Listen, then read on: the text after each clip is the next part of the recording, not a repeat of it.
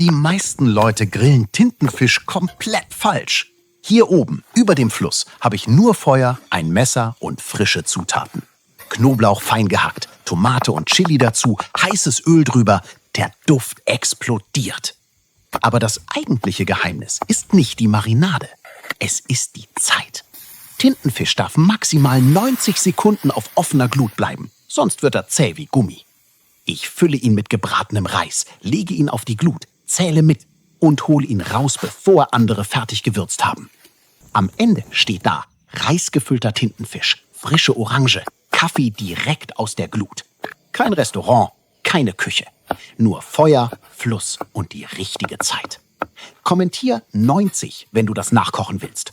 Und sag mir ehrlich, 90 Sekunden. Zu kurz, zu lang oder genau richtig? Schick das dem Kumpel, der beim Grillen immer alles verbrennt.